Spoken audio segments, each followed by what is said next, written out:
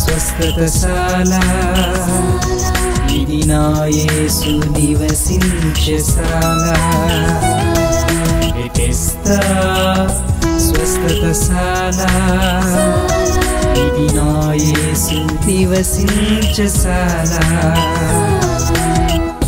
ఆదరణ లేక అల్లాడిపోయే నెమ్మది లేక నలిగిపోయే వారికి ఆదరణశాల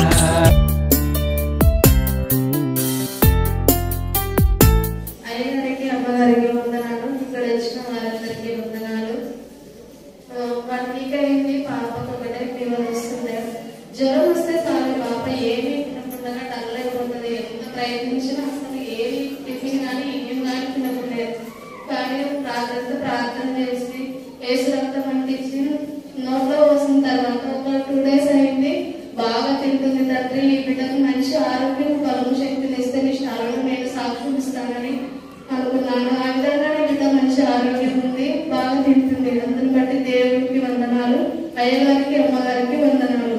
ఇక్కడ వచ్చిన వారందరూ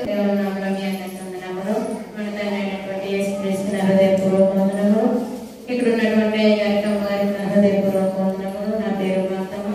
మా ఊరు చిన్న పెండకలు. నా సాక్ష్యం ఏమిటంటే ఈ 3 సంవత్సరాలు అయింది నా గర్భఫలాన్ని దేవుడు ఇచ్చి ఉన్నాడు.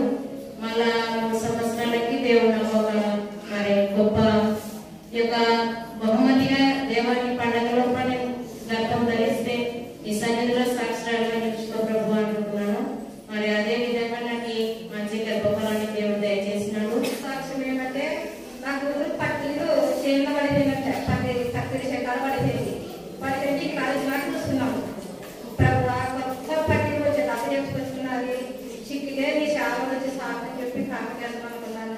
ప్రార్థన చేస్తున్నాను. రాత్రి పొద్దున చేసుకుంటే పొద్దున మునమునే పడింది.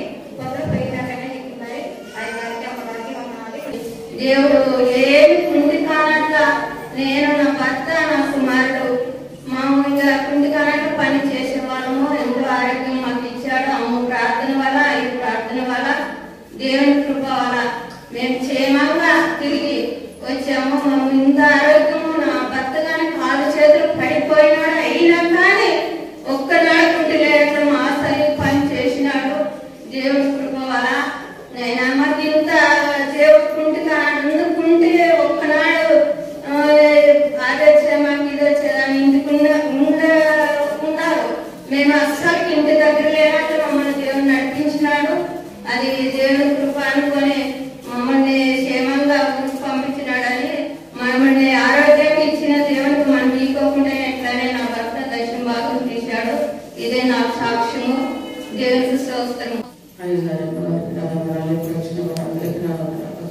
నా సాక్షి ఏంటంటే మేము వరిగడ్డ ఆరేసాము. 1 సంవత్సరం 2-3 ఏళ్ళ వేసింటే 15,000 నష్టపోయాము. అసలు ఏం పంట పడలేదు. అంతే ఎండిపోయింది. మరి సరే నా భర్త అదే పొలం వెళ్ళాలి కదా 2 సంవత్సరాలు అయింది.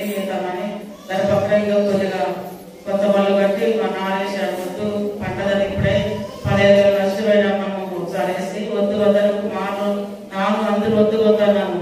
శుద్ధం దేవుడు ఉండడానికి చాలా కొత్త పళ్ళు కట్టి చాలా తిప్పలు పడి చాలా ప్రయాసపడి కాలు నీళ్ళు వస్తున్నాం. మనకి కాలు కట్టి అక్కడే చాలా ప్రయాసపడి తిప్పలు పడుతున్నాడు. గోడలు కొడుకులేమో వాళ్ళు ఎవరైతే కూడా ఏం పడిపోయినారు కదా మా దగ్గర రూపాయేమో మీకు ఎంత తిప్పలు పడి పట్టించుకోవాలి. పండితే ఇష్టమో పండుగ ఇష్టమో ఎవరు పట్టించుకోలేదు. ఆ పనుల్ని ఆయన తిప్పలు పడుతుంటే సరే అని ప్రభావాన్ని వద్దని కూడా ఆయన చేస్తాడు కదా.